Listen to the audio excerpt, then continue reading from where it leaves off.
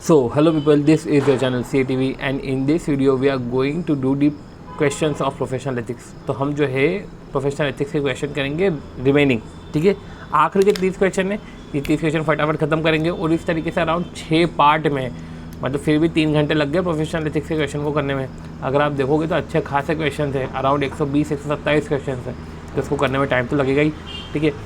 और ठीक है, स्टार्टिंग में हमने टाइम लगा, फिर बाद में जो है जब रिपीटेटिव क्वेश्चन होते गए तो हमने उसको काटा भी, ठीक है। तो अब ये पॉइंट है कि एग्ज़ाम टाइम में हम ये सब तो देखने से रहे, पर एटलीस्ट जो हमने लर्निंग ली है कम से कम हमने उसको नोट्स में तो इनकॉर्पोरेट कर लिया कि कल को जब हमको सिर्फ नोट्स से पढ़ना रहेगा तो हमको ये पता है कि ये पॉइंट्स का ध्यान रखना है क्योंकि क्वेश्चन इस पर आए हैं, ठीक है।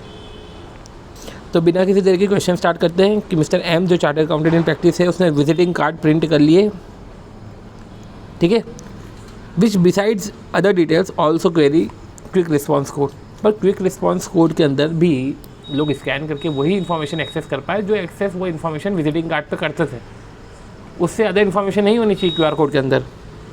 अब उसमें उनका name, residential address, contact detail, email address, name of form, website, ठीक है। Mister M CA in practice has printed visiting card, ठीक है, उसमें उसने ये सब डाला तो कोई दिक्कत नहीं है। ये मैंने क्लॉज 6 में देखा। क्लॉज 6 में क्या देखा है कि भाई विजिटिंग आप क्यूआर कोड डाल सकते हो। इनफैक्ट ये क्लॉज 7 में देखा था हमने कि आप जो है विजिटिंग कार्ड में क्यूआर कोड प्रिंट करा सकते हो, ठीक है, और वही इन्फॉर्मेशन डालो जो परमिसेबल है, ठीक है। देखो, तो एज पर क्लॉज 7 पूरा समझाया। एथिकल स्टैंडर्ड बोर्ड ने क्लैरिफाई किया कि जो विजिटिंग कार्ड में अलाउड है प्रिंट करना वही जो है इधर डालो।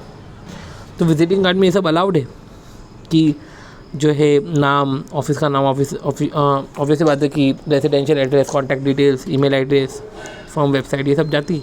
रेसिडेंशियल एड्रेस भी जाता है, ठीक है, ऐसा नहीं तो ठीक है, चलेगा, कोई गिल्टी नहीं है, नॉट गिल्टी, ठीक है।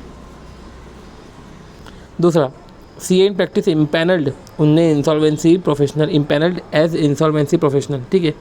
तो इंसॉल्वेंसी प्रोफेशनल तो सेंट्रल गवर्नमेंट द्वारा रिकॉग्नाइज्ड है, क्योंकि अपन ने पढ़ा है कि CA in practice shall be deemed to be guilty professional misconduct अगर उसने एडवर्टीजमेंट करा अपने प्रोफेशनल अटेनमेंट और सर्विसेज का या यूज़ करा डेजिग्नेशन अदर देन CA, ठीक है, on professional document, visiting card, letter head, sign board, designation other than CA use करा है। तो हाउएवर CA के अलावा डेजिग्नेशन तो यूज़ नहीं कर सकते, पर यूनिवर्सिटी की डिग्री, ठीक है, title indicating membership of ICI and other institute, central government की रिकॉग्नाइज टाइटल, वो आप यूज़ कर सकते हो।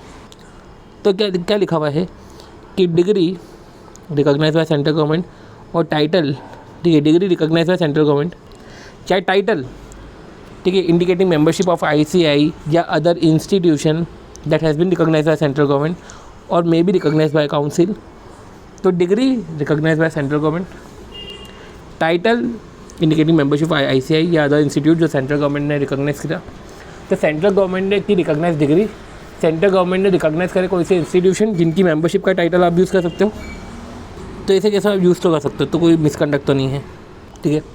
तो अगले क्वेश्चन की तरफ बढ़ते हैं कि whether website design WWYS associate, ठीक है, comply with the guidelines given in clause 6। अब ये पूरा शायद केस स्टडी है, ओके, ये पूरी केस स्टडी है। 1 सेकेंड, हाँ, YS एसोसिएट ने डायरेक्ट असिस्टेंस लिया CA से, तो YS एसोसिएट ने डायरेक्ट असिस्टेंस लिया CA से, ठीक है। YS associate sought direct assistance from CA, ठीक है। CIA inter auditor as stated in the above scenario. 1 second, ये भी जो है जब हमको इधर आना पड़ेगा, okay. YS associate a form of chartered accountant जिसमें CA पार्टनर है, is based on Mumbai. YS associate ने अपनी वेबसाइट बनाई, ठीक है, ब्राइट अट्रैक्टिव है, सब बढ़िया है, पर पुश टेक्नोलॉजी है तो इधर गड़बड़ हो गई। Name of the partner from major client की जो इन्फॉर्मेशन डिस्प्ले कर दी वेबसाइट पे विदाउट एनी डिस्क्लोजर। भैया अगर आप क्लाइंट की इन्फॉर्मेशन डाल रहे हो तो आपको डिस्क्लोज करना पड़ेगा कि name of client and fees charge, ठीक है, name of client and fees charge, इसको इटैलिक्स में बताना पड़ेगा। तो ऐसा है कि नेम ऑफ क्लाइंट और फीस चार्ज आप वैसे नहीं बताते हो, पर अगर बताना पड़ेगा इफ़ रेगुलेटरी अथॉरिटी परमिट्स, तो आपको इसको इटैलिक्स में बताना पड़ेगा और ये भी बोलना पड़ेगा कि disclosure has been done as per the requirement of regulator, ठीक है। तो इधर तो रिक्वायरमेंट नहीं थी फिर भी बता दिया।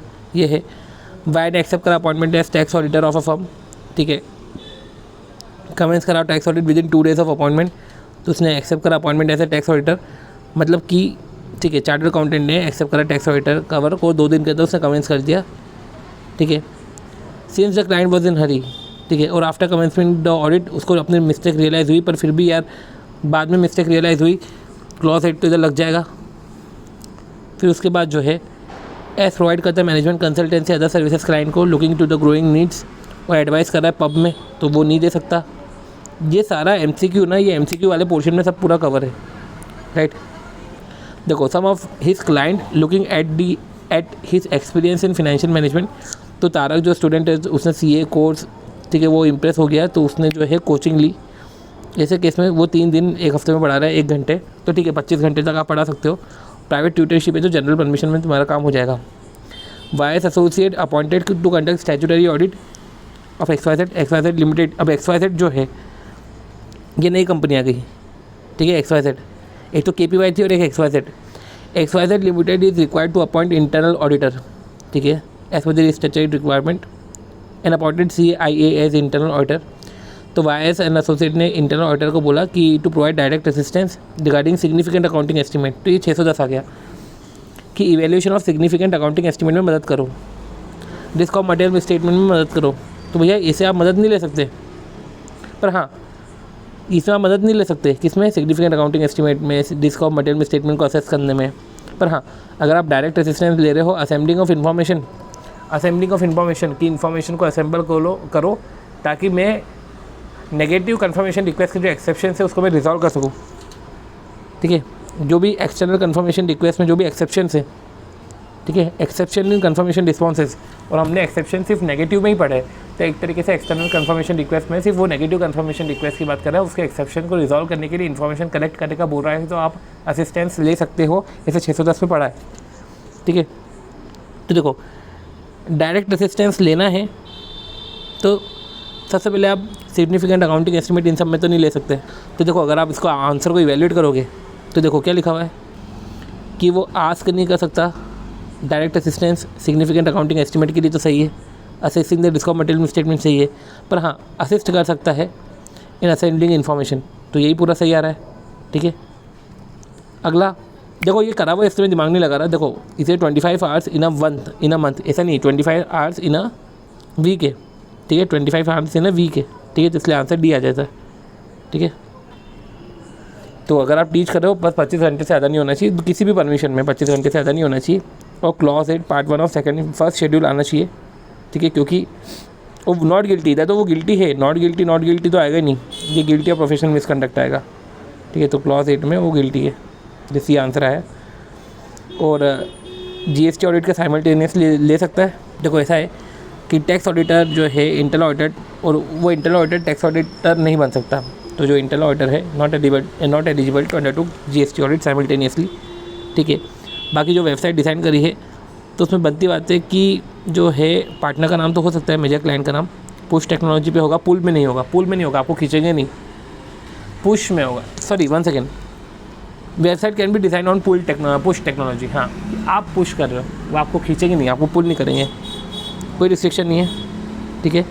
तो सही था, ठीक है। तो अब समझो, मैंने इधर जो बोला है वो थोड़ा सा गलत बोल दिया, मैं इसको वापस इसको ठीक करता हूँ कि वेदर वेबसाइट जो डिज़ाइन करी है इज़ इन कंप्लायंस, ठीक है। क्या कंप्लायंस में? तो पहले तो कंप्लायंस में नहीं है, क्योंकि जो कंप्लायंस में नहीं है, क्योंकि देखो नो पे ही आप चले जाओ, क्योंकि name of the partner of the firm and major client ये आप नहीं डाल सकते। इधर पार्टनर नेम तो डाल ही सकते हैं, इसमें थोड़ा सा गड़बड़ है, पर हाँ मेजर क्लाइंट का नाम आप नहीं डाल सकते विदाउट टेकिंग परमिशन। देखो, ये पर्टिकुलर क्वेश्चन करा हुआ था तो फिर मैंने इसमें ज़्यादा दिमाग नहीं लगाया, क्योंकि केस स्टडी है, केस स्टडी को करने में ही टाइम लग जाता है, ठीक है। मिस्टर निगल चार्टर्ड अकाउंटेंट इन प्रैक्टिस से ये भी करा हुआ है, उसने स्पीच डिलीवर करी नेशनल कॉन्फ्रेंस के रिस्पेक्ट में, और स्पीच डिलीवर करते समय उसने ऑडियंस को बोला कि वो मैनेजमेंट एक्सपर्ट है। सबसे पहले वो यूजिंग डेजिग्नेशन अदर देन सी, ठीक है, सबसे पहले वो यूजिंग डेजिग्नेशन अदर देन सी, क्लॉज 7 लग जाएगा। तो देखो इधर क्लॉज 7 लगेगा, देखो लग गया क्लॉज 7, ठीक है। और he provide services, his firm provided services of taxation and audit at reasonable rates, ठीक है।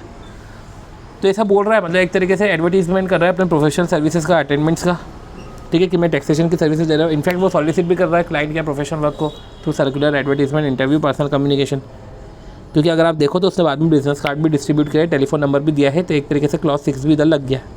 ठीक है, ये रिपीटेड क्वेश्चन था, गिल्टी दोनों में। Mister X CA and a proprietor X and company. Mister X CA and a proprietor of X and company, ठीक है, प्रोप्राइटर है। उसने सेवरल लेटर रोट करे to the assistant registrar of cooperative society stating that though his firm was on panel of auditor. अच्छा, मेरी firm panel में थी पर कोई मेरे को वर्क अलॉट नहीं हुआ, ठीक है, तो मेरे को काम मिला नहीं, तो इस पर गिल्टी हूँ क्या मैं? तो मेरे को काम मिला नहीं तो लुक इनटू द मैटर। भाई तो गिल्टी है, ऐसे नहीं पूछ सकता है। कल को तुमको काम नहीं मिला, ठीक है, तब ऐसे नहीं पूछ सकते, राइट। तो आप बोल रहे हो कि दो his firm was on panel, no audit work was allotted, kindly look into the matter, ये आप सब नहीं कर सकते। ये हमने क्लॉज 6 में बताया, क्लॉज 6 की गाइडलाइंस में। क्या आप मेंटेनेंस ऑफ पैनल के बारे में भी नहीं पूछ सकते, पर हाँ अगर आपको पता है कि पैनल एग्जिस्ट करता है, ठीक है, आपको नॉलेज है, तो ऐसे केस में आप रिक्वेस्ट कर सकते हो कि आपका नाम भी आंसर कर दे, पर पैनल के बारे में नहीं पूछ सकते, ठीक है। ये नहीं बोल सकते कि मैं नाम पैनल में रख दो। उनसे पूछना कि मेरे को काम क्यों नहीं दिया, kindly look into the matter, right. तो फर्दर रिक्वेस्ट करना, ठीक है, कि to look into the matter कि प्लीज़ हमको दिलवा दो, तो ये सब नहीं चलेगा, राइट। पर अगर यार आपने इंक्वायरी ऐसी करी कि मेरे को काम नहीं मिला, किस कारण से मेरे को नहीं मिला, kindly look into the matter, तो ऐसा हो जाता है कि प्लीज़ यार दिलवा दो यार। और एक होता है कि मेरे को किस कारण से नहीं मिला, क्योंकि मैंने एक्सेप्ट कर लिया कि मेरे को नहीं मिला है काम, पर मेरे को पूछना है कि किस कारण से मेरे को नहीं मिला, तो वो चलेगा, ऐसी इंक्वायरी चलेगी। पर मेरे को नहीं मिला यार, थोड़ा सा देख ले यार कि कभी मिल जाए, तो ये नहीं चलेगा। फिर advertisement was publish in news paper contain the photograph of x a member of institute, जहाँ पे उसने कॉन्ग्रेचुलेट करा, ठीक है, ओपनिंग सेरेमनी पे। जब न्यूज़पेपर की बात आती है तो समझो न्यूज़पेपर में हम सिर्फ पैड डालते हैं, पार्टनरशिप, एड्रेस और टेलीफोन नंबर का चेंज। एनिवर्सरी सेलिब्रेशन कर रहे हैं बच्चों को जो है, हाँ वही ओपनिंग सेरेमनी है, तो ओकेजन है, नया ऑफिस खुला है, तो आप एक तरीके से सॉलिसिट कर रहे हो क्लाइंट या प्रोफेशनल वर्क को circular advertisement, interview, personal communication से। तो आपने इधर एडवर्टीजमेंट से आप सॉलिसिट कर रहे हो क्लाइंट या प्रोफेशनल वर्क को। तो ये भी रिपीटेड क्वेश्चन था। अगला, a partner of firm of chartered accountant अपने टीवी इंटरव्यू में उसने अपना biodata of his firm to the chairperson, TV interview में हैंडेड ओवर कर दिया बायोडाटा फर्म का of his firm to the chairperson. तो क्लॉज 6 तो फंसा ही फंसा, राइट। बायोडाटा दे रहे हो फर्म को, ठीक है, such biodata detail the standing of international firm, such biodata detailed the standing of international firm with which firm was associated. It also detailed the achievements of the concerned partner, मतलब एक तरीके से professional attainment, उसको expert जैसे recognise करा है taxation की field में, और चेयरपर्सन ने बायोडाटा को रीड भी करा है। तो circular advertisement, interview, personal communication से सॉलिसिट कर रहा है क्लाइंट या प्रोफेशनल वर्क को, राइट, ठीक है। तो क्लॉज 6 में गिल्टी हो गए, इनफैक्ट 7 में भी गिल्टी हो गए, क्योंकि तो क्लॉज 6 तो ये बोलता है कि आपने सॉलिसिट करा क्लाइंट या प्रोफेशनल वर्क का आप सॉलिसिट कर रहे हो, ठीक है।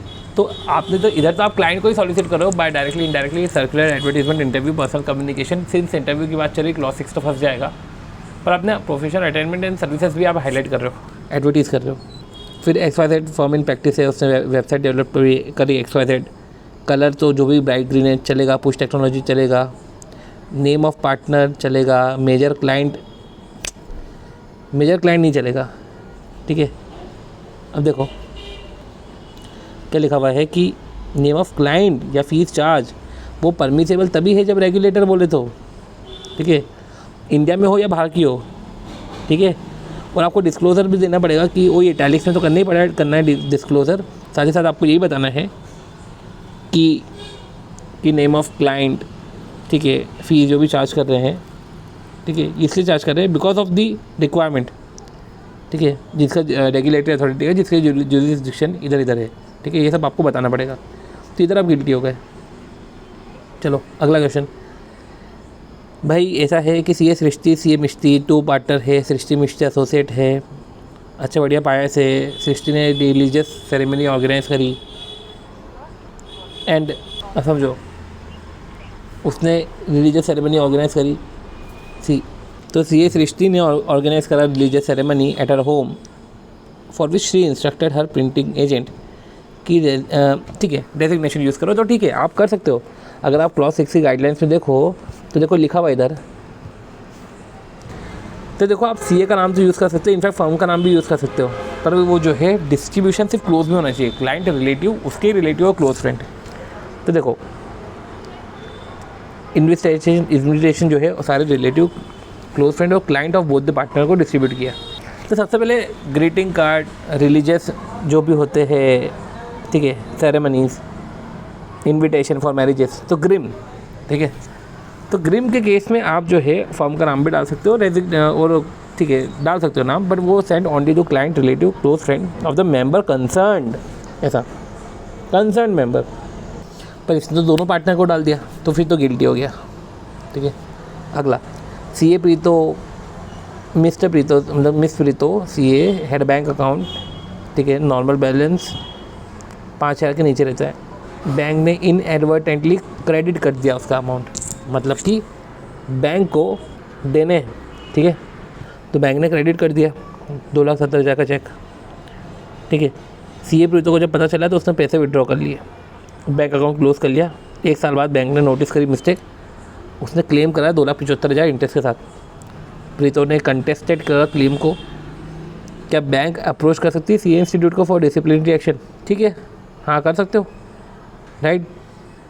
और इधर जो है अदर मिसकंडक्ट में आ जाएगा, ठीक है, तो ये तो गलती है, तो CA in practice shall be deemed to be guilty of profession other misconduct if he opinion in the council, if he as per the opinion in the council brings dispute to the profession। देखो C A practice shall be member of institute shall be deemed to be guilty profession other misconduct if he is guilty, अगर वो guilty है, ठीक है, in civil code और criminal code, और offence जो है वो पनिशेबल है, गिल्टी फॉर एन ऑफेंस, ठीक है, एंड गिल्टी है अंडर सिविल कोड और criminal code and punishable up to 6 month, ठीक है। और एक होता है कि in the opinion of the council bring distribute to the profession, profession में डिस्ट्रीब्यूट क्रिएट कर दिया, तो काउंसिल के हिसाब से उनको लग रहा है कि डिस्ट्रीब्यूट क्रिएट किया है, तो ऐसे केस में अदर मिसकंडक्ट में जाएगा। तो C A in practice shall be deemed to be guilty of other misconduct if he is in the opinion of the council bring distribute to the profession whether by any action relating to, देखो distribute to the profession, distribute किया profession को, भले कोई से भी action से, professional work के respect में, ठीक है, या पर्सनल अफेयर से अदर वर्क के रिस्पेक्ट में, क्योंकि यार ये एक्सपेक्ट करते हैं कि आपको हाईएस्ट स्टैंडर्ड ऑफ इंटीग्रिटी आपके पर्सनल अफेयर्स में भी मेंटेन करनी है, तो आपने उधर भी अगर गड़बड़ करी है तो भी अदर मिसकंडक्ट में आप पे डिसिप्लिनरी एक्शन लगेंगे। चलो सीए बोनी practicing since 2009 in the field of company audit, तो उसने एडिटिंग मतलब प्रोफेशनल जनरल इसने करा, तो ठीक है इसमें जनरल परमिशन में हो जाएगा, तो चलेगा, कोई इससे परमिशन नहीं ली तो कोई दिक्कत नहीं है, नॉट गिल्टी। पर हाँ अदर देन प्रोफेशनल जनरल होता तो करते हैं, जैसे कि स्टॉक मार्केट, म्यूचुअल फंड, इस पर अगर जनरल लिए वो लिख रहे तो। अब जैसे कि ABZ and company form of chartered accountant, उसने डेवलप करी website ABZ, colour bright green है, पुश टेक्नोलॉजी, कोई दिक्कत नहीं है, नेम ऑफ द पार्टनर डाला, कोई दिक्कत नहीं है, पर मेजर क्लाइंट डिस्प्ले कर दिया है तो ये गड़बड़ है, क्योंकि क्लाइंट का डिस्प्ले, क्लाइंट का नाम, फीस, चार्ज जो भी करा है वो इटैलिक्स पर डिस्प्ले करना रहता है, और तभी डिस्प्ले करना पड़ता है if regulatory authority authorise India और आउटसाइड इंडिया। आपको इटैलिक्स में डिस्क्लोज करना है, और साथ ही साथ आपको नीचे लिखना है कि this disclosure has been made because regulatory authority authorise, regulatory authority ordered to disclose that, and जो है रेगुलेटरी अथॉरिटी का जुरिसडिक्शन, ठीक है, ये सब हो गया। फिर ओपैक associate form of chartered accountant ने टेंडर पे रिस्पॉन्ड किया जो एक्सक्लूसिवली सीए के लिए था, तो ठीक है एक्सक्लूसिवली सीए के लिए है तो मिनिमम फ़ीस तो कोट होना चाहिए, और मिनिमम फ़ीस नहीं है तो ऐसे केस में गिल्टी है। और ये क्लॉज 5 ओके क्लॉज 6 है, तो क्लॉज 6 में ऐसा बोलते हैं, ठीक है। क्लॉज 6 में हाउएवर में आप देखो कि देखो क्लॉज 6 क्या बोलता है कि CA in practice shall be deemed to be guilty of professional misconduct, अगर आपने सॉलिसिट करा है क्लाइंट या प्रोफेशनल वर्क डायरेक्टली इनडायरेक्टली किसी भी circular, advertisement, interview, personal communication में, हाउएवर सॉलिसिटेशन रिलैक्स है। देखो सॉलिसिट करो तो गिल्टी है, ठीक है, पर सॉलिसिटेशन रिलैक्स है अगर आप जो है सिक्योरिंग करो professional work from another CA और रिस्पॉन्ड करो टेंडर को, और टेंडर में भी ऐसा है कि एक्सक्लूसिवली सीए के लिए है तो मिनिमम फ़ीस होनी चाहिए, अदरवाइज अगर कोई टेंडर है तो कोई भी मिनिमम फ़ीस नहीं भी हो तो चलेगा। देखो comment with reference to CA act and schedules dear to a special notice has been issued for resolution, देखो स्पेशल नोटिस इशू करा for resolution at 3rd AGM providing expressly, देखो स्पेशल नोटिस इशू करा है जहाँ पे expressly CA Anoop को बोला कि हम तो रीअपॉइंट नहीं करें। कंसिक्वेंटली सीए अनूप ने रिप्रेजेंटेशन सबमिट करा जिसमें उसने जो है, हाँ ठीक है, रिप्रेजेंटेशन सबमिट करा ताकि वो एजीएम में सबको सर्कुलेट हो। ठीक है, तो सीए अनूप ने बताया कि क्या क्या कॉन्ट्रीब्यूशन उसने करे हैं, किस तरीके से कंट्रोल प्रोसीजर को स्ट्रेंथन किया है, और अपनी विलिंगनेस भी शो करी कि कल को अगर हमें अपॉइंटमेंट करा जाए तो हम अपॉइंटमेंट होने के लिए तैयार है, रीअपॉइंट होने के लिए तैयार है। ये सब उसने जो करा है ये क्लॉज 6 के तहत उसने सही करा है। अनसब्सटेंशिएटेड डेरोगेटरी रिमार्क्स नहीं है, इसलिए मिसकंडक्ट नहीं है और सब कुछ सही है। इसमें सेक्शन 140 का रेफरेंस भी आता है। सेक्शन 140 का रेफरेंस ये आता है कि right to the retiring auditor to make representation in writing. देखो एक रिटायरिंग ऑडिटर, ठीक है, वो राइट है उसका, तो वो रिप्रेजेंटेशन करे राइटिंग में। ठीक है, and the retiring auditor has a right कि वो रिप्रेजेंटेशन करेगा और सर्कुलेट करेगा मेंबर्स में, उसको read out and to be read out.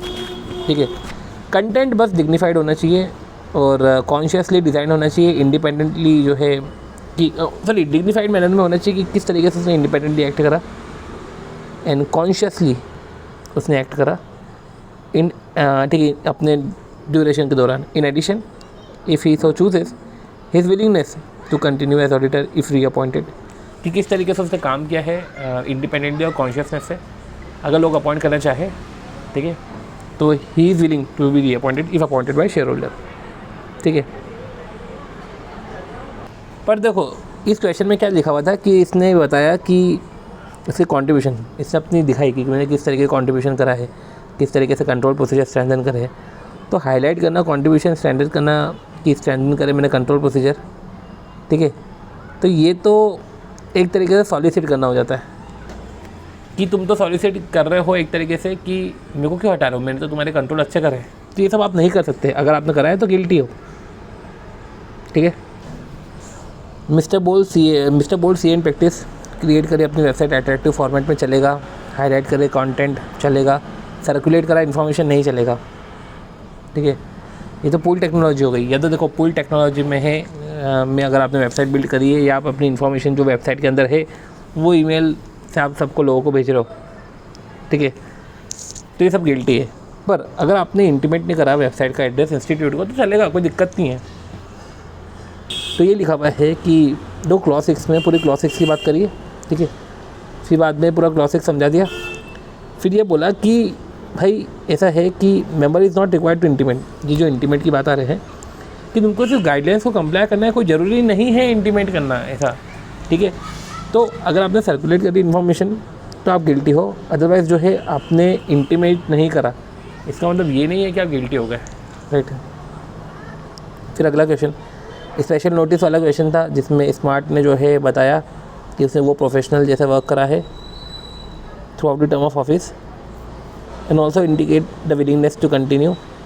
ठीक है, पर इसे ये नहीं बताया कि किस तरीके से उसने कॉन्ट्रीब्यूशंस करे हैं, ये ऐसा कुछ भी नहीं बताया। जैसे कि इसमें मिसकंडक्ट नहीं होगा। देखो मिसकंडक्ट नहीं है क्योंकि उसने हाईलाइट नहीं करा कॉन्ट्रीब्यूशन, सिर्फ ये बोला कि उसने इंडिपेंडेंटली कॉन्शियसली वर्क किया है throughout the term of office and if reappointed by shareholder he is willing to be reappoint. ठीक है, ये हो गया हमारा। फिर क्वेश्चन कौन सा है, during the opening ceremony of new branch young, उसका जो फ्रेंड सीए है उसने क्या किया कि जो है समझो, चलो क्वेश्चन देखते हैं। During the opening ceremony of new branch office of CA young का जो है एक ऑफिस ओपन हुआ है। ठीक है, his friend CA old introduce to CA young, तो his friend CA old introduce to CA young his friend and client Mr. Rich. See, during the opening ceremony of a new branch office of CA Young, his friend CA Old introduced to CA Young. तो old ने young को अपने client से मिलवाया जो export house का owner है और जो उसके ठीक है उसके ऑडिट कर रहा है 15 साल से। आफ्टर फ्यू डेज रिच जो है सीए के पास आया। ठीक है, सीए यंग के पास आया एंड ऑफ़र करा कि यार आप मेरा सर्टिफिकेशन वर्क कर दो। ठीक है, सीए यंग ने अंडरटुक करा work for a fees which was not less than, मतलब कि सीए ओल्ड ने जो फीस चार्ज करके रखी थी वो इसी फीस पे करा। तो क्या यंग ने सही करा? नहीं। देखो क्लॉज 6 में क्या बोलते हैं कि अगर ऐसा है कि इंट्रोडक्शन के बाद अगर कोई पर्सन आपके पास आता है ठीक है। तो देखो क्या बोला है, पहले तो क्लॉज 6 समझा दिया। देखो फिर उसके बाद ये बोला कि अगर इफ़ एनी प्रोफेशनल वर्क किसी क्लाइंट से आपका डायरेक्टली आता है, ठीक है, तो इट शुड बी ड्यूटी, आपकी ड्यूटी है टू आस्क द क्लाइंट, कि उससे पूछो, आप क्लाइंट से पूछोगे कि please come through the route of other member, कि आप जो है अदर मेंबर के रूट से आओ, ऐसे मेरे पास डायरेक्ट मत आओ। तो आपको ये नहीं बोलना है कि ओल्ड को जाके आप बात कर रहे हो कि यार वो तेरा क्लाइंट मेरे पास आया, नहीं, आप क्लाइंट को बोलो कि आप प्लीज़ आप उसके थ्रू मेरे पास आओ, राइट। तो please come through other member dealing generally, ठीक है। फिर देखो ब्रिलियंट चार्टर्ड अकाउंटेंट है, उसने वेबसाइट क्रिएट करी, अट्रैक्टिव फॉर्मेट में, ठीक है, हाईलाइट करा, ठीक है, सर्कुलेट इन्फॉर्म करा, इन्फॉर्मेशन गलत है, इंटीमेट नहीं करा वेबसाइट एड्रेस, तो भाई इसमें कोई गिल्टी नहीं है। पर हाँ, तूने सर्कुलेट नहीं करी इन्फॉर्मेशन, सर्कुलेट करी इन्फॉर्मेशन, तो तू गिल्टी है क्लॉज 6 के अंदर, ठीक है, ये अपन ने देखा। अगला वही है कि रिप्रेजेंटेशन राइटिंग में वो रिटायर हो रहा है, ठीक है, उसको रीअपॉइंट नहीं करे, रिटायर क्या हो रहा है, उसको रीअपॉइंट नहीं करना है, तो उसके लिए स्पेशल नोटिस जारी किया था बस। हाँ, वो अब जा रहा है तो रिप्रेजेंटेशन दिया है। रिप्रेजेंटेशन में उसने बताया है कि इंडिपेंडेंट वर्क किया है throughout the audit and willing to continue as auditor है। अगर उसको रीअपॉइंट किया गया तो ये कोई गिल्टी नहीं है, नॉट गिल्टी। फिर आता है अगला कि राइवल सी इन प्रैक्टिस, उसने स्पीच डिलीवर करी, एड्रेस करा कि वो मैनेजमेंट एक्सपर्ट है, तो भैया मैनेजमेंट एक्सपर्ट है तो क्लॉज 7 फंस गया है। बाकी बिजनेस कार्ड डिस्ट्रीब्यूट कर दिए उसने, ये सब अपन पढ़ चुके हैं, क्लॉज 7 और क्लॉज 6 दोनों फंस गया, ठीक है। अगला LMN form of chartered accountant है, उसने रिस्पॉन्ड करा टेंडर को, स्टेट गवर्नमेंट के टेंडर को, computerisation of land revenue records, तो भैया इस पर कोई मिनिमम फीस की ज़रूरत नहीं है। अर्नेस्ट मनी, ठीक है, the firm also paid earnest deposit, ठीक है, तो कोई वो मिनिमम फीस, टेंडर की मिनिमम फीस नहीं, सॉरी, ये अर्नेस्ट डिपॉजिट है, ये मिनिमम फीस नहीं है, ये अर्नेस्ट डिपॉजिट है, ठीक है। तो वैसे भी रिस्पॉन्स तो कर सकते हो आप, कोई दिक्कत तो नहीं, क्योंकि नॉन एक्सक्लूसिव है। तो shall not have committed any professional misconduct. Fees देखो, मिनिमम फीस चार्ज होना मतलब कि आपको काम मिल रहा है तो आपको कम से कम इतनी फीस मिलेगी। और अर्नेस्ट डिपॉजिट होता है कि जो काम कर रहा है वो आगे होकर डिपॉजिट कर रहा है, ठीक है। अर्नेस्ट डिपॉजिट ऐसा है कि कल को तुमने एक्सेप्ट कर लिया, भाग गए तो कुछ ऐसा पैसे जमा करो जिससे शो हो रहा है तुम्हारा इंटरेस्ट, ठीक है। चलो, एज चार्टर्ड अकाउंटेंट जिसने बुक पब्लिश करी और अपनी personal detail and gave his personal detail as the author, ठीक है, तो बुक पब्लिश करी and gave his personal detail as the author. This details also mention his professional experience and present association. See, अच्छा question है, क्या बोल रहे हैं कि इसने बुक पब्लिश करी and gave his personal details as the author, ठीक है, पर्सनल डिटेल्स वो दे सकता है, कोई दिक्कत नहीं है। तो उसने अपना प्रोफेशनल एक्सपीरियंस और एसोसिएशन कि मैं इस फर्म से जुड़ा हूँ। बुक के में आप अगर देखो तो इसमें आप एसोसिएशन तो वैसे भी मत दिखाओ, ना तो आप फॉर्म से एसोसिएशन दिखा सकते हो, ना तो आप फॉर्म ने इंडिकेट कर सकते हो, तो आपने एसोसिएशन क्यों दिखाया, ठीक है। प्रोफेशनल अटेनमेंट एक्सपीरियंस नहीं दिखा सकते, ठीक है। तो देखो क्या लिखा है कि आप इनडायरेक्ट मेथड मत चूज़ करो एडवर्टीजमेंट करने के, आपने अपना एक्सपीरियंस और आपने एसोसिएशन दिखाया है, ठीक है, तो प्रोफेशनल मिसकंडक्ट तो है। तो क्या बोल रहे हैं कि आप इनडायरेक्ट मेथड यूज़ मत करो टू एडवर्टीज प्रोफेशनल प्रैक्टिसेस, और इस तरीके से आप सॉलिसिट मत करो क्लाइंट और प्रोफेशनल वर्क को, ठीक है। फिर बोल दिया कि मेंबर को is not permitted to indicate in any book और आर्टिकल, क्या है इसका एसोसिएशन, ठीक है, नहीं ये परमिटेड नहीं है, तो गिल्टी है, क्लॉज 6 में गिल्टी है। फिर mister P CA in practice partnership में एंटर हुआ एडवोकेट के साथ, तो ठीक है, शेयरिंग ऑफ फीस, ठीक है, तो वो दे भी रहा है ले भी रहा है, ठीक है। अब देखो एंटर इनटू पार्टनरशिप में एंटर हुआ है ना, तो पार्टनरशिप में एंटर कर सकता है, एंटर इनटू पार्टनरशिप, ठीक है। अगर एंटर इनटू अरेंजमेंट होता जिसमें शेयरिंग ऑफ फीस होती, ठीक है, वन अनदर को, तो ऐसे केस में वो दे भी सकता है ले भी सकता है, तो ऐसे केस में क्लॉज 2 और 3 आता, पर इधर एंटर इनटू पार्टनरशिप बोला है, एंटर इनटू पार्टनरशिप बोला है, तो ठीक है, पार्टनरशिप में एंटर तो हो सकते हो ना, 1 सेकेंड। और वैसे भी आप एडवोकेट के साथ तो कर ही सकते हो ना, आप पार्टनरशिप में अलाउड है ना, क्लॉज 4 के अंदर आपको पार्टनरशिप अलाउड है, किसके साथ आप कर सकते हो पार्टनरशिप, तो आप पार्टनरशिप में किसके साथ एंटर कर सकते हो। देखो 4 लोग थे, member of prescribe body, person of prescribe qualification, वो तो ठीक है।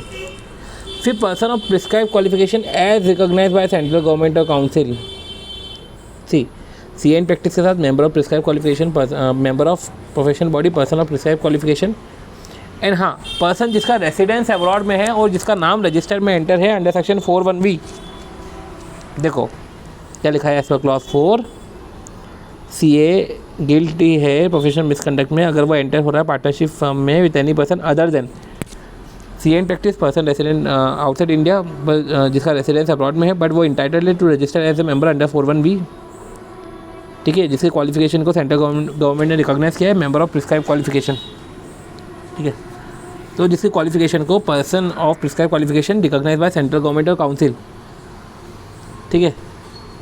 तो ऐसे है, ठीक है, इसमें भी ऐसा है कि भाई person of prescribe qualification recognize by central government और काउंसिल, तो काउंसिल ने कुछ इंस्टीट्यूट है आउटसाइड इंडिया की, वहाँ के कुछ क्वालिफिकेशन को रिकॉग्नाइज किया है, ठीक है, उनके साथ आप पार्टनरशिप में एंटर हो जाओ, ठीक है। वो हो सकता है कि मेंबर ऑफ प्रोफेशनल बॉडीज़ में नहीं है, ठीक है, पर वो इधर आ जाएंगे, किधर आ जाएंगे कि पर्सन ऑफ प्रिस्क्राइब क्वालिफिकेशन जिसको रिकॉग्नाइज किया है सेंट्रल गवर्नमेंट ने, काउंसिल ने। फिर कुरैशी चार्टर्ड अकाउंटेंट है, मर गया रोड एक्सीडेंट में, तो विडो ने सेल करा प्रैक्टिस हस्बैंड की 5 लाख में, ठीक है, लमसम अमाउंट में सेल करना है, भले पेमेंट इंस्टॉलमेंट में है, ठीक है, सेल द प्रैक्टिस, तो सेल कर सकते हैं प्रैक्टिस, कोई दिक्कत नहीं है।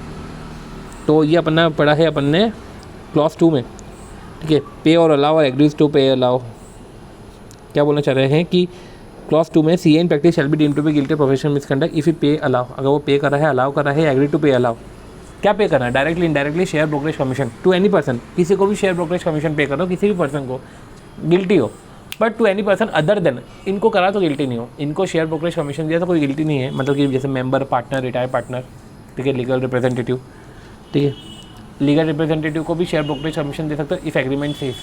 फिर member of professional body person of prescribe qualification, उसमें ही एक नोट था गुडविल के ऊपर कि डेथ 30/8/1998 की बात होती है, तो 1 साल तक नाम अबेयंस का रहता है। आपकी इच्छा, आपको बेचना है कि कंटिन्यू करना है, बेचना है तो आप लमसम में बेचो, लमसम कंसिडरेशन डिटरमाइन होना चाहिए, भले ही पैसा जो है इंस्टॉलमेंट में आपके पास आए, बट डिटर्मिनेशन जो है वो लमसम हो जाना चाहिए उसी वक्त, ठीक है। तो विडो जो है उसको उसने सेल करा है तो कैन कंटिन्यू द प्रैक्टिस, ठीक है, मिसेस कुरैशी इज़ परमिसेबल, ठीक है, और वो बेच सकते हो, परदेसी जो है इसकी प्रैक्टिस को कंटिन्यू कर सकता है। चलो, mister x who pass CA examination of ICAI, इसने प्रैक्टिस स्टार्ट करी 15 अगस्त से, ऑन 16 अगस्त एक फ़ीमेल कैंडिडेट आपके उसके पास आई, ठीक है, आर्टिकलशिप के लिए, और मंथली स्टाइपेंड के साथ हम 1% ऑफ प्रॉफिट भी दे रहे हैं। सी कॉन्ट्रावेंशन करा है रेगुलेशन का, तो क्लॉज 1 पार्ट 3 सेकेंड शेड्यूल ये लग गया, ठीक है। फिर ये तो आपने किया ही किया, साथ ही साथ जो है आपने send letter, the institute of ICAI को एक लेटर सेंड किया, ठीक है। 1 सेकेंड, देखो, एक्स ने ऑफर किया 1% profit, she agree to take both 1% profit और stipend as per the rate, तो आपने कॉन्ट्रावेंशन तो किया प्रोविजन रेगुलेशन गाइडलाइंस का, साथ ही साथ जो है शेयर ब्रोकरेज कमीशन, आप कमीशन दे रहे हो तो क्लॉज 2 भी लग जाएगा, ओके, उधर क्लॉज 2 भी लग गया आपका, ठीक है। और ठीक, तो contravention of provision regulation guidelines हो गया, इधर क्लॉज 2 भी लग गया, और आपने जो है रिप्लाई में देखो ICAI ने the institute of chartered accountant of India send a letter to X objecting the payment, तो वो ऑब्जेक्ट कर रहे हैं, क्या ऐसा पेमेंट क्यों कर रहे हो, तो उसने बोला क्या उसकी फाइनेंशियल कंडीशन वीक है, तो भैया कोई वीक है मतलब ये थोड़ी ना है, जो स्टाइपेंड है वो तो दे रहे हैं, आपने रेगुलेशन का कॉन्ट्रावेंशन किया है, साथ ही साथ क्लॉज 2 भी लग गया। फिर अगला क्वेश्चन आता है कि प्रीति चार्टर्ड अकाउंटेंट है, प्रीति प्रैक्टिसिंग एडवोकेट है, प्रीति और प्रीत ने डिसाइड किया है कि एक दूसरे को हेल्प करते हैं, और जो है हेल्प कैसे करते हैं कि क्लाइंट एक दूसरे के साथ शेयर कर लेंगे, ठीक है, तू इसके मैटर्स के सारे क्लाइंट मेरे को दे देना, मैं अपने मैटर के सारे क्लाइंट, मतलब कि तू मेरे मैटर के सारे क्लाइंट मेरे को देना, ठीक है, और मैं तेरे मैटर के सारे क्लाइंट तेरे को दूंगा, रेफर करूँगा, तो ऐसे कैसे क्लॉज 2 और 3 आ जाएगा, ठीक है। हेल्प ईच अदर आए तो क्लॉज 2 और 3, पार्टनरशिप एग्रीमेंट में है तो 4, तो ठीक है, गिल्टी है। अब इन practicing chartered accountant 50% of audit fees receive by him to non CA को दे दिया, लकी को, और under the nomenclature office allowance, तो भैया कोई सा भी नॉमेनक्लेचर हो, आप ऐसे थोड़ी ना दे सकते शेयर ब्रोकरेज कमीशन, ठीक है, इन प्रिस्क्राइब अथवा पर्सन के अलावा इनको नहीं दे सकते, तो आपने ऐसे नॉन CA को दिया तो गिल्टी हो, ठीक है, तो गिल्टी। देखो आंसर में आपको क्या लिखना है, क्लॉज लिखना है, इन द गिवन केस लिखना है, आंसर लिखना है। वो पर्टिकुलर आपको पॉइंट हिट करना है, क्लॉज पकड़ना है, क्लॉज लिख के इन द गिवन केस लिख के आंसर लिखना है।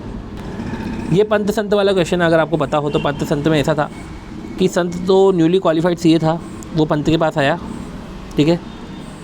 अब वो पंत कौन है, the auditor of his father's company, ठीक है। तो उसने बोला कि यार आप तो मेरे बाप की कंपनी के ऑडिटर हो, तो मेरे को कुछ आप अपना अलाउ करो, ठीक है। तो प्रोफेशनल एक्सपीरियंस मेरे को मिल जाएगा, तो मेरे को अलाउ कर लो, ठीक है। तो ऐसे कैसे ना पंत ने अलाउ करा, ठीक है। तो पंत ने क्या अलाउ करा कि उसको बोला कि यार ऐसा करो कि एक 6 महीने की रह जाओ ऑफिस, आपको एक चैम्बर दे देता हूँ, ठीक है। और जो है विद सीए पंत ऑफिस, तो association with CA Pant office, ठीक है।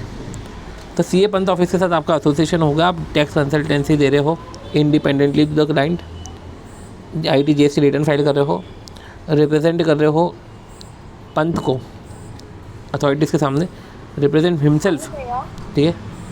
देखो मैं वापस से बोलता हूँ कि संत जो एक सीए है वो अप्रोच करा पंत के पास जो ऑडिटर उसके बाप की कंपनी का, टू अलाउ हिम कि मेरे को प्लीज़ अलाउ करो, मेरे को नॉलेज एक्सपीरियंस लेना है, ठीक है। बिफोर ही कैन सेटअप कि मैं अपनी प्रोफेशनल प्रैक्टिस सेटअप करूँ, उसके पहले मेरे को नॉलेज दे दो। तो क्या पंत ने अलाउ कर दिया कि सिट इन हिज ऑफिस, आओ मेरे ऑफिस में, ठीक है। और स्मॉल चैम्बर दे दिया, इंफ्रास्ट्रक्चर फैसिलिटी दे दी, ठीक है। और in association with CA Pant office वो टैक्स कंसल्टेंसी इंडिपेंडेंटली क्लाइंट को दे रहा है, ठीक है। IT GST रिटर्न फाइल करा है, represented himself before various authorities, represent himself before various authorities on behalf of firm के बिहाफ पे वो गया है, ठीक है। कोई डॉक्यूमेंट उसने साइन वाइन नहीं करे, पर वो फर्म के बिहाफ पे गया है, ठीक है। एंड ड्यूरिंग इस एसोसिएशन पंत के ऑफिस से उसको कोई सैलरी नहीं मिलती थी, ठीक है। बस रीइंबर्समेंट मिलता था यूजुअल एक्सपेंडिचर का, ठीक है, जैसे कन्वेंस का मिल जाता था बस। एंड पीरियड जब एग्रीड हुआ, after the end of agreed period lump sum amount 3 lakh मिला, ठीक है, ग्रेटिट्यूड के बदले में, ग्रेटिट्यूड के ज़रिए। देखो पॉइंट ये है कि फर्स्ट क्लॉज क्या बोलता है कि CA in practice shall be deemed to be guilty professional misconduct if you allow any person to practice in his name, कि तू मेरे नाम पे या फॉर्म के नाम पे प्रैक्टिस कर, ठीक है। जैसे पंत वो अलाउ कर रहा है एनी पर्सन को to practice in his name या form name, unless such person in CA in practice, साथ ही साथ वो पार्टनरशिप में हो या एम्प्लॉय हो। तो जो संत है वो सीए इन प्रैक्टिस में तो है, ठीक है, पर वो ना तो पार्टनरशिप में ना तो वो एम्प्लॉय है, वो एम्प्लॉय भी नहीं है, ठीक है, क्योंकि इसको सैलरी नहीं मिलती तो वो तो एम्प्लॉय भी नहीं है, वो पार्टनर तो था ही नहीं वो, ठीक है। ना तो उसको प्रॉफिट और कमीशन मिल रहा है तो ना वो पार्टनर भी नहीं है। तो ऐसे केस में किसी सीए इन प्रैक्टिस को अलाउ करना कि तू मेरे नाम पे या फर्म के नाम पे प्रैक्टिस कर ले, तो एक फिर गिल्टी है। तो ऐसे केस में जो पंत है वो गिल्टी हो जाएगा, पंत गिल्टी है, ठीक है। चलो फिर अगला जो है वो यार not exceeding 25 hours a week, ठीक है। ये तो पूरा MCQ ही आ गया कि okay Prabhakaran associate statutory auditor है, ठीक है। In the current year one of the partner जो अनंत प्रभाकर है, ठीक है, क्वालिफाइड सीए, वो सीए में भी हो गया है।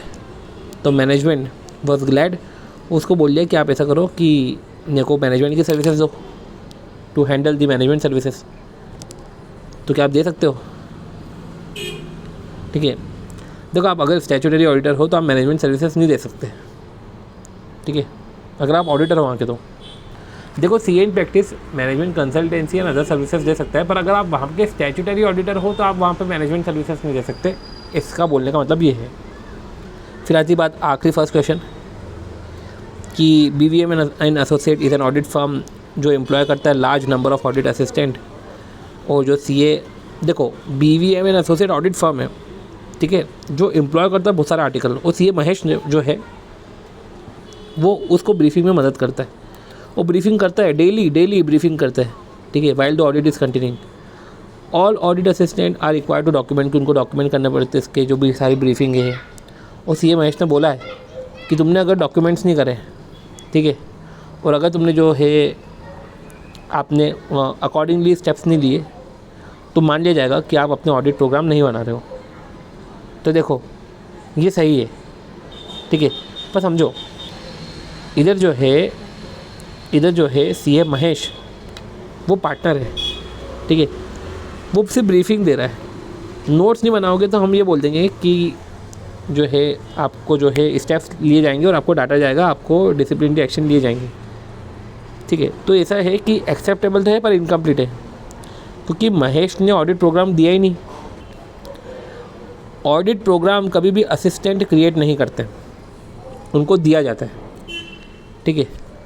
तो कल को आपने उसकी ब्रीफिंग को नोट नहीं करा, एक असिस्टेंट ने सीए महेश की ब्रीफिंग को नोट नहीं करा और सीए महेश ने ये बोल दिया कि तुम काम ठीक नहीं कर रहे हो और ऑडिट प्रोग्राम नहीं बना रहे हो, तो ये गलत है। सबसे पहले तो ठीक है, तुम काम ठीक नहीं करो, ओके एक्सेप्टेबल है, पर तुम ऑडिट प्रोग्राम नहीं बना रहे हो तो वैसे भी वो ऑडिट प्रोग्राम नहीं बनाएंगे, ऑडिट प्रोग्राम तो तुमको देना है आगे, ओके।